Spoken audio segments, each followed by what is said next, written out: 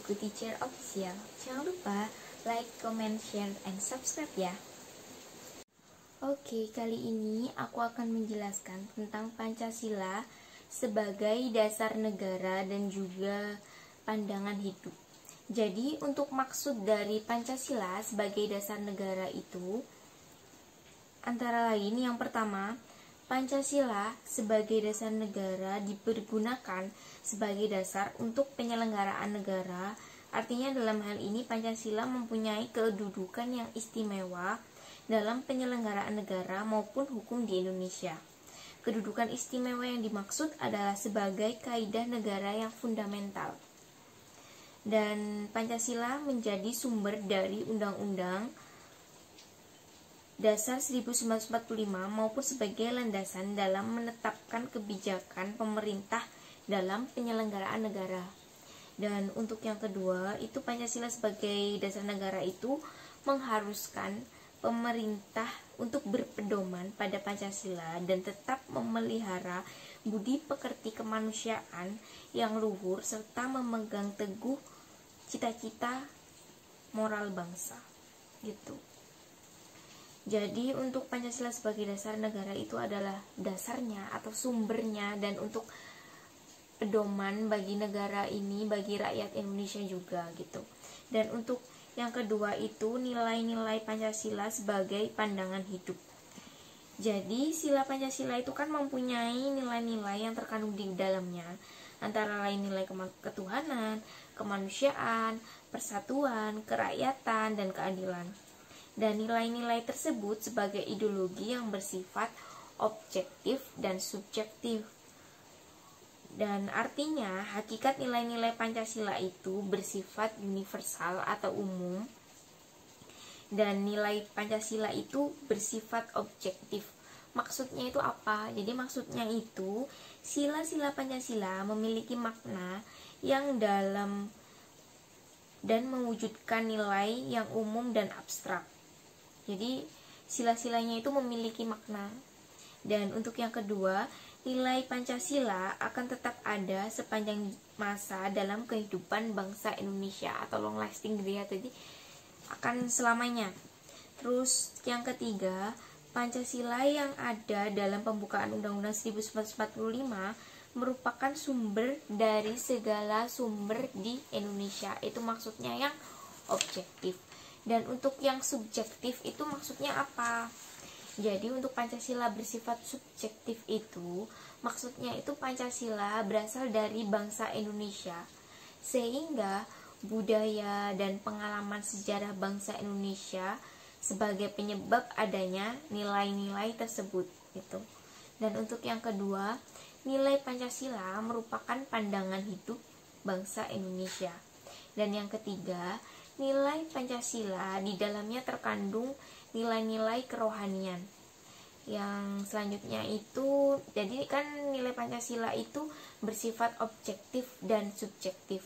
Itu dapat dimaknai sebagai pandangan hidup, sehingga nilai-nilai Pancasila berfungsi bagi bangsa Indonesia untuk menjadi landasan, dasar, serta semangat bagi segala tindakan atau perbuatan dalam kehidupan bermasyarakat maupun kehidupan bernegara. Selain itu, Pancasila juga merupakan sumber acuan dalam bertingkah laku dan bertindak dalam menentukan dan menyusun tata aturan hidup berbangsa dan bernegara gitu. Jadi di sini sudah jelas ya. Jadi untuk yang selanjutnya lagi akan aku bahas itu adalah Pancasila sebagai ideologi negara. Jadi ideologi itu secara harfiah itu artinya adalah pengetahuan tentang ide-ide, keyakinan, atau gagasan. Ideologi itu merupakan seperangkat prinsip yang dijadikan dasar untuk memberi arahan dan tujuan yang ingin dicapai dalam melangsungkan dan mengembangkan kehidupan nasional suatu bangsa dan negara. Dan pada ideologi itu terkandung antara lain prinsip-prinsip berbangsa dan bernegara, dasar hidup berbangsa dan bernegara, arah dan tujuan hidup berbangsa dan bernegara. Jadi sebuah ideologi itu dapat bertahan dalam menghadapi perubahan dan tantangan masyarakat apabila ideologi itu memiliki 3 dimensi. Jadi ideologi itu akan bertahan selamanya kalau memiliki 3 dimensi ini. Antara lain yang pertama adalah dimensi realitas, dan dari katanya aja udah real ya, realitas. Itu artinya kemampuan sebuah ideologi untuk mencerminkan realitas hidup atau real nyata gitu ya, hidup di masyarakat di mana ia lahir atau kenyataan saat awal kelahirannya. Dan untuk dimensi idealisme, yaitu adalah kemampuan sebuah ideologi dalam memberikan harapan-harapan kepada masyarakatnya untuk mewujudkan masa depan yang cerah melalui pembangunan. Itu. Untuk yang ketiga adalah dimensi fleksibilitas. Dan untuk dari katanya aja udah fleksibel ya. Jadi kan ini pasti dapat menyesuaikan gitu. Dan untuk jelasnya itu adalah kemampuan suatu ideologi dalam mempengaruhi sekaligus menyesuaikan diri dengan perkembangan masyarakatnya. Dan untuk agar Pancasila itu mampu menampung aspirasi para pendukungnya dan untuk mencapai tujuan dalam bermasyarakat, berbangsa, dan bernegara, maka ideologi haruslah bersifat dinamis, terbuka, dan antisipatif yang senantiasa mampu mengadaptasikan dirinya dalam perkembangan zaman. Inilah peranan penting ideologi bagi bangsa dan negara agar bangsa dapat mempertahankan eksistensinya gitu. Jadi harus memiliki 3 sifat itu ya, antara lain realitas, idealisme, dan fleksibel. Dan secara kausalitas atau sebab akibatnya, Pancasila itu dibedakan menjadi 2 macam, yaitu asal mula langsung dan asal mula tidak langsung. Untuk asal mula langsung itu menurut Notonegoro itu dibagi menjadi 4, antara lain asal mula bahan atau kausa materialis itu pada bangsa Indonesia sendiri yang terdapat dalam kepribadian dan pandangan hidup. Yang kedua ada asal mula bentuk atau kausa formalis, itu Insinyur Soekarno bersama Dr. Drs. Muhammad Hatta serta anggota BPUPKI lainnya yang merumuskan dan membahas Pancasila terutama dalam hal bentuk, rumusan serta nama Pancasila. Untuk yang ketiga adalah asal mula karya atau kausa efisien. Jadi asal mula yang menjadikan Pancasila dari calon dasar negara menjadi dasar negara yang sah. Jadi asal mula karyanya adalah PPKI sebagai pembentuk negara dan atas kuasa pembentuk negara yang mengesahkan Pancasila menjadi dasar negara yang sah setelah dilakukan pembahasan dalam sidang-sidang BPUPKI dan Panitia 9. Intinya asal mula kejadiannya sebelum ada Pancasila ini gitu. Dan untuk yang terakhir ada asal mula tujuan atau kausa finalis, itu para anggota BPUPKI dan Panitia 9 termasuk Soekarno dan Muhammad Hatta itu yang menentukan tujuan dirumuskannya Pancasila sebelum ditetapkan oleh PPKI sebagai dasar negara yang sah. Jadi itu adalah asal mulanya yang langsung.